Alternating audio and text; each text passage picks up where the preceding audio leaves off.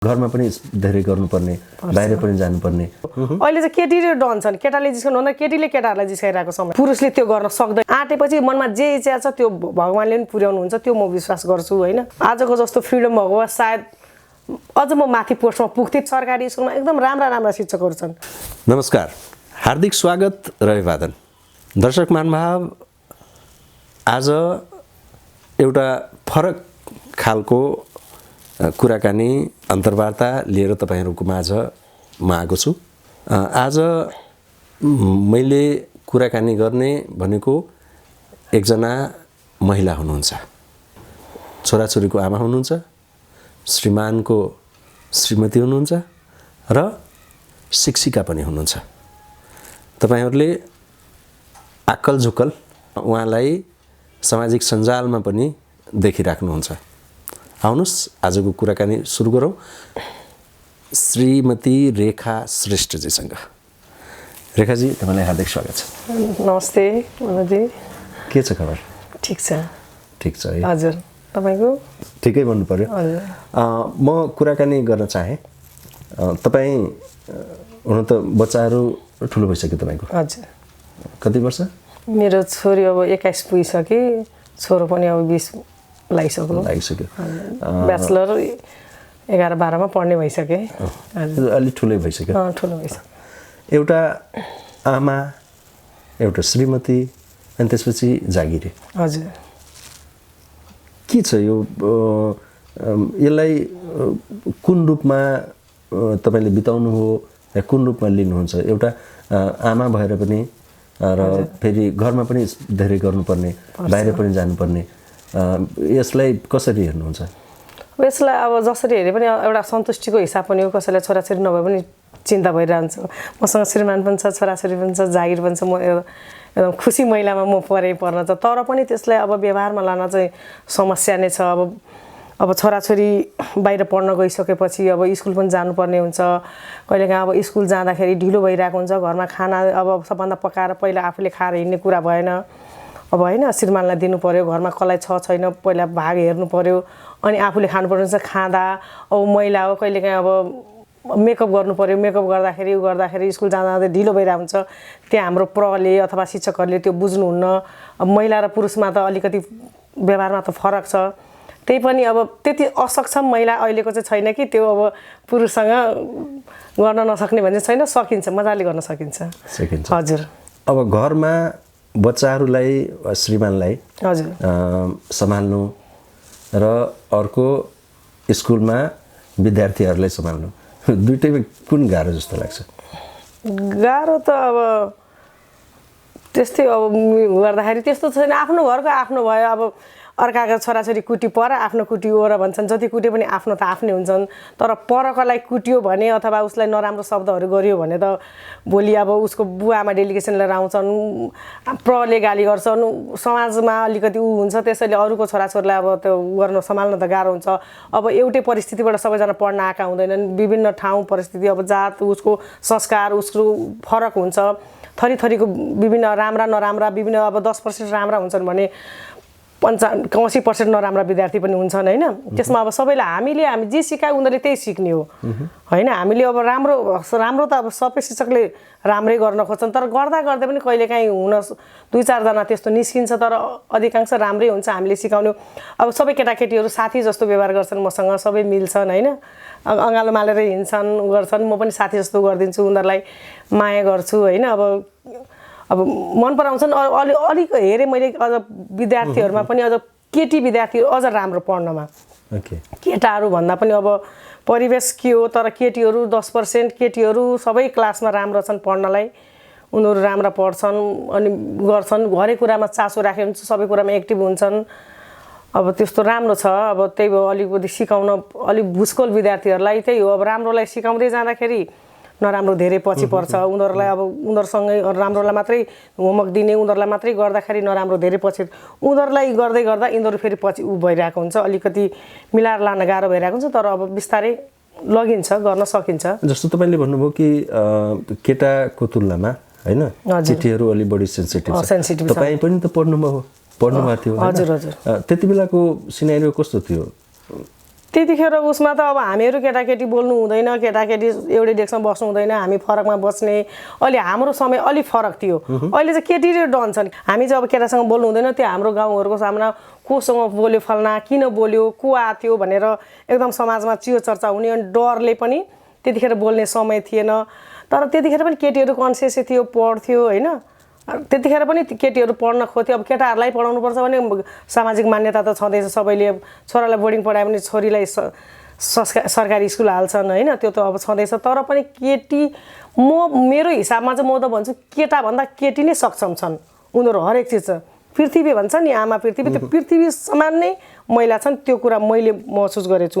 हामी मिन्स हुँदा पनि पेट दुख्या हुन्छ, कति सहेर पनि हामी आफ्नो घरको काम पनि गर्छौँ, हाम्रो आफ्नो कार्यस्थलको काम पनि गर्छौँ, जसरी पनि हामी हाम्रो कर्तव्य त पुरा गरिरहेछौँ नि।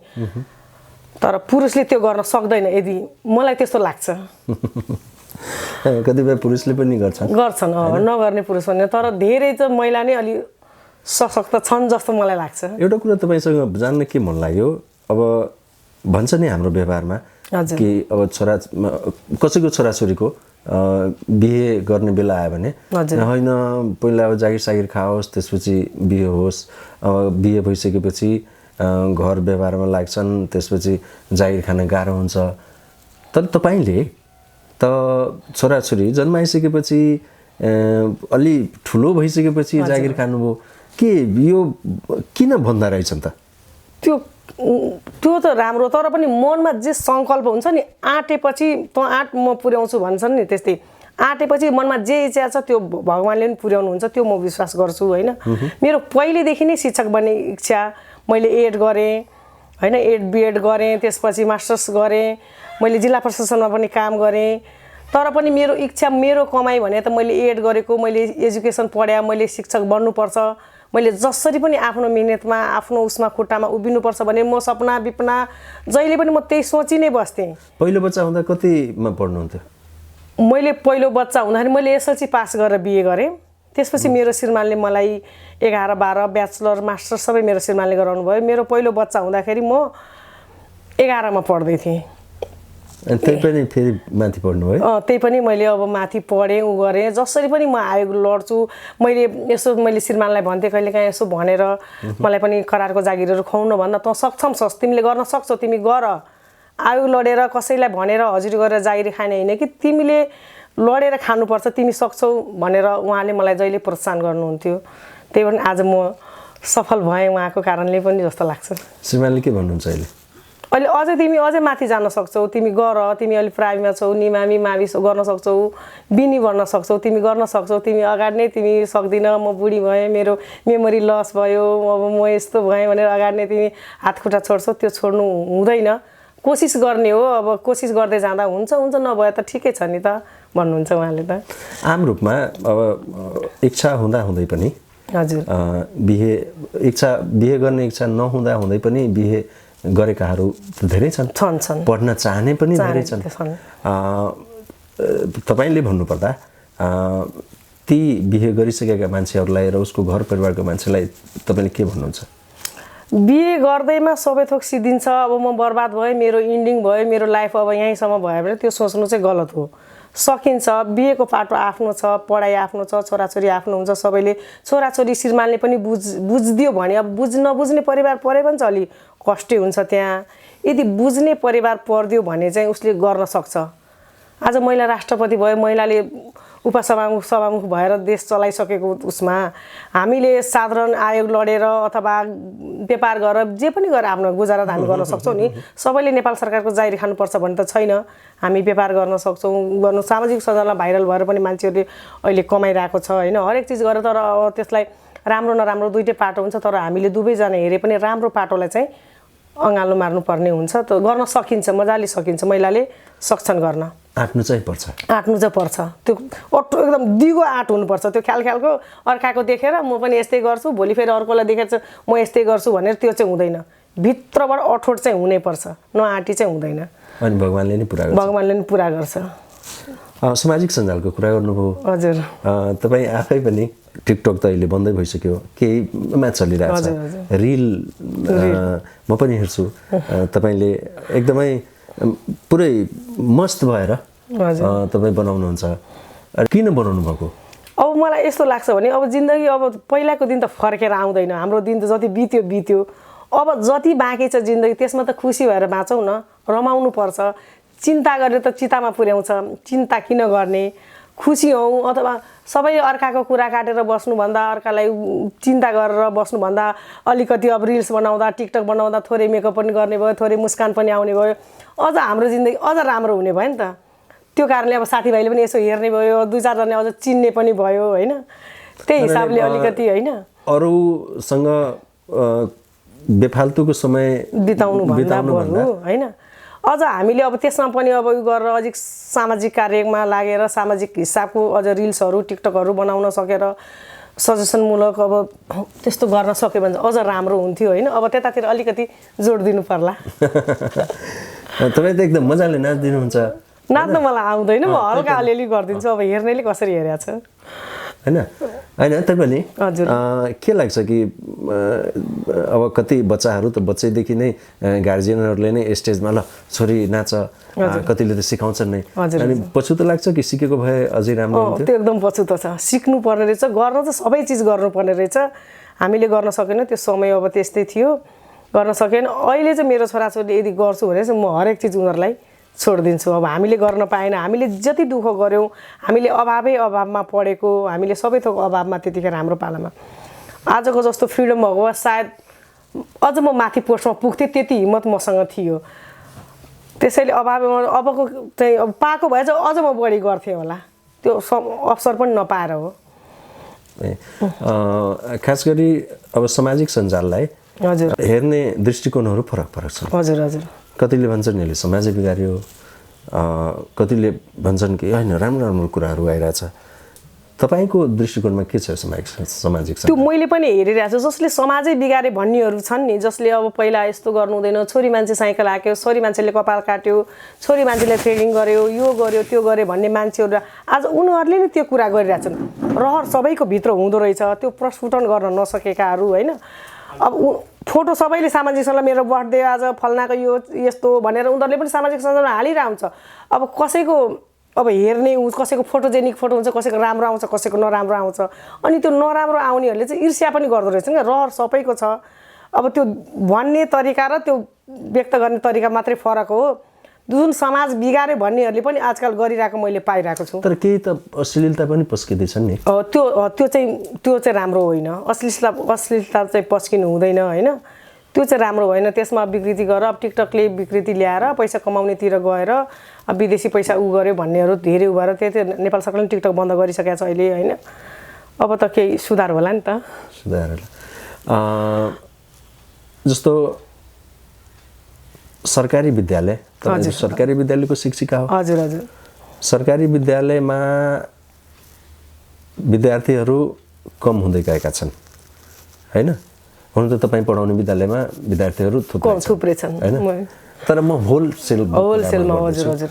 अब बोर्डिङमा पनि तपाईँले बच्चा पढाउनु त भयो होइन? मैले बोर्डिङमा पनि काम गरेको छु। बोर्डिङमा पनि काम गरेको छु, एकदम राम्रो। मलाई यो थाहा थिएन कि मैले बोर्डिङमा पनि काम गरेको छु। बोर्डिङमा र सरकारीमा के छ त? त्यो बोर्डिङ र सरकारीमा चाहिँ त्यही हो। अब त्यहाँ अब बोर्डिङमा भए उनीहरूको अब प्राइभेट स्कुलहरूले एकदमै नजर राखिरहेको हुन्छ, शिक्षकलाई एकदम टु टाइट गरेर हुन्छ, पढाउनुपर्छ, होमवर्क दियो दिएन उ गर्यो, गार्जेनहरू पनि जाने, कपीहरू हेर्ने, आज मेरो छोरोको कपी खाली छ, अभिभावक हजुर उनीहरूले कपी खाली छ, आज होमवर्क दिएको छैन, यस्तो। अनि खाजा टिफिनहरू बच्चालाई पनि राम्रो लुगा लाएर मोजा जुत्ता सबै टन्न लगाएर खाजा पुर्याउन जाने, खाजा टिफिन टाइममा बाहिर खाजा लिएर बसिरहेको हुन्छन्, ताता खाजा बोकेर आफ्नो बच्चालाई खुवाउँछन्। अब सरकारीमा के छ भने यत्रो सानो सानो बच्चाहरू छ, जुत्ता हुँदैन, मोजा हुँदैन, टोपी हुँदैन, एउटा सर्ट लाएर डुकडुक कामेर त्यसै बच्चाहरू जान्छन्, त्यसै जाडो भइरहेको हुन्छन्। अब त्यसमा त खाजा केही हुँदैन। अब स्कुलको खाजा आजकल त नेपाल सरकारले पनि खाजा दिइरहेको छ, खाजा उनीहरूले खान पाइरहेको छ, पाए पनि अब त्यो जस्तो त त्यहाँको त क्वालिटी त छैन। अब सरकारीमा चाहिँ अब पढाइ हुँदैन भन्ने छैन, पढाउँदाखेरि सरकारी स्कुलमा एकदम राम्रा शिक्षकहरू छन्। त्यही त सबै त एकदमै राम्रा शिक्षकहरू छन्, सबै आयोगबाट आएका ट्रेनिङ लिएकाहरू सबै।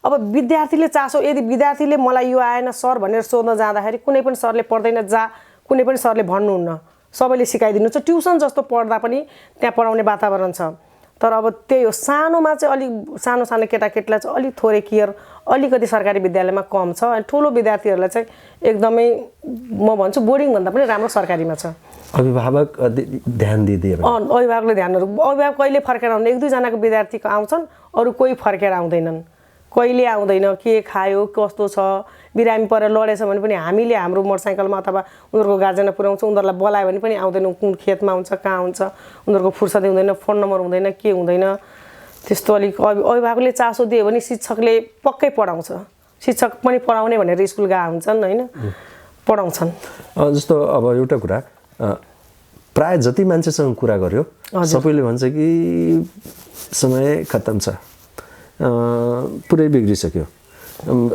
अर्काको अब राम्रो छोरी चेलीहरू बाटोमा हिँड्नै नहुने यो त्यो हजुर तपाईँले कसरी बुझ्नु भएको छ म त अब हाम्रो सबैभन्दा अहिले म त स्वर्ग देखिरहेको छु अहिले यहाँ त अहिलेको समय त हामी त अब राम्रोसँग पेटभरि पनि खान पाउँदैनौँ त्यतिखेर अभावै अभाव थियो पढ्न कति दुःख गरेर जानु पर्थ्यो पढेर आएपछि घरमा आफैले पकाएर खानुपर्ने हुन्थ्यो त्यस्तो खाजा नास्ता दुनियाँ बनेको हुँदैन थियो त्यसो गरेर पढे अहिलेको केटाकेटीलाई पढ्न पनि एकदम आराम छ जाऊ आऊ बाटोमा हिँड्दा पनि म भन्छु त्यस्तो समय पनि त्यस्तो खराब छैन समय त अब त्यही हो अब त्यस्तो पहिलाको जस्तो चाहिँ छैन अब पहिला त बजारमा छोरी मान्छे हिँड्ने नमिल्ने जिस्काउने सिटी मार्ने मोटरसाइकलको त्यो ऐना घुमाएर हेर्ने अलिक अर्कै बिहेभ गरिरहेको हुन्छन् अब त्यो समय पनि छैन केटीहरूले यदि त्यस्तो गरेछ भने पनि त्यसलाई तह लाउने सक्ने क्षमता अब केटीमा महिलामा छ अहिले चाहिँ एउटा कुरा भनिदिनुहोस् न जस्तो कति हामी त सुन्ने मात्रै हो तपाईँ त स्वयं महिला हजुर हजुर भोगेको पनि छौँ हामी तपाईँ महिला हुनुहुन्छ कुनै केटीलाई जिस्कायो भने केटीहरू चाहिँ खुसी हुन्छन् नि हो अब त्यो हेरेर हुन्छ उसलाई मनपर्ने मान्छेले जिस्कायो भने त खुसी नै होला अब सबैले जिस्कायो भने चाहिँ खुसी हुँदैन हवस् त हामी एकदम यो कुराकानीको अन्ततिर आइसकेका छौँ अब तपाईँले वा तपाईँलाई जुनसुकै उसमा चाहे सामाजिक सञ्जालको विषयमा होस् अहिलेको समाजको सन्दर्भमा होस् एजुकेसनको सन्दर्भमा होस् केही भन्नुपर्ने छ भने तपाईँ आफ्नो कुरा राख्न सक्नुहुन्छ त्यही त अब होइन अब के म अब जलेश्वरमा बसेको 25 वर्षभन्दा बढी भइसक्यो होइन जलेश्वरमा बसेर पनि मलाई यो ठाउँ एकदम राम्रो लाग्छ म यो ठाउँमा बसेँ मेरो घर जस्तो लाग्छ यहाँ हामीले राजदेवी महिला समूह गठन गरेका छौँ एउटा समाजमा हामीले अब उनी कोही गरिबलाई उत्थान गर्न सक्छौँ कि भनेर पनि गरिरहेछौँ अब कुनै मन्दिरहरूमा पूजाआजा यसो त्यसो दान धर्म यसो त्यसोमा पनि हामी गर्छौँ होइन अब पढ्नै सक्दैन पढ्न यसले सक्दैन भन्ने कुरा हुँदैन महिलाले पनि पढ्न सक्छ मजाले पढ्न सक्छ उसले घर बसेर पनि घरको अगरबत्ती बनाउने साबुन बनाउने दुनियाँ यस्तो यस्तो सानोतिनो काम गरेर पनि पैसा पोतेहरू बनाएर धागो बनाएर गलत काम पो गर्नु भयो होइन नयाँ डिजाइनको कुनै पनि उहरू बनाएर त्यसमा 2 पैसा आय स्रोत गर्न सक्छौँ हामीले हाम्रो घरको काम गरे भने पनि बाहिरको काम गरे नराख्दा पनि 2 पैसा त्यो श्रीमानले कमाएर ल्याएको पैसा पनि त हामी जोगाउन सक्छौँ नि त्यो पैसाले भोलि हाम्रो छोराछोरीको भविष्य बनाउन सक्छौँ घर बनाउन सक्छौँ गलत काम गरेर सबैको कुरा काटेर फल्ना यस्तो फल्नाले यो लायो म पनि यो लाउँछु उसले यो खायो म पनि यो गर्छु ऊ त्यहाँ घुम्न गयो म पनि जान्छु भने अर्काको त्यो परिपाटी आफ्नो हैसियत हेरेर हामीले काम गर्यौँ भने 1 रुपैयाँ कमाउँछौँ भने कम्तीमा 8 आना हामीले बचाउन सिकौँ भविष्यमा हामीलाई दुःख हुँदैन एकदम छोटो समयमा अलि राम्रै कुराकानी भयो हामीलाई समय दिनुभयो त्यसको लागि धेरै धेरै धन्यवाद ल तपाईँलाई पनि धेरै धेरै धन्यवाद मनोजजी थ्याङ्क यू दर्शक महानुभाव निश्चित रूपमा एकजना महिलालाई जति हामी दुर्बल ठान्छौँ त्यो एक त त्यति बेला पनि समय थिएन त्यो कुरा गर्ने मात्रै हो र अहिले पनि त्यो समय छैन अहिले त झन् अब रेखाजीको कुरा सुन्नुभयो कि हामीले आँट्यौँ भने जे पनि गर्न सक्छौँ र उहाँले गर्नु पनि भएको छ होस् त आजको कार्यक्रमबाट सहकर्मी भाइ विष्णुको सँगै म मनोज मुक्ति बिदा हुन चाहन्छु धन्यवाद तपाईले च्यानललाई सब्स्क्राइब गर्नु भएको छैन भने सब्स्क्राइब गरिदिनु लाइक गरिदिनु शेयर गरिदिनु नमस्ते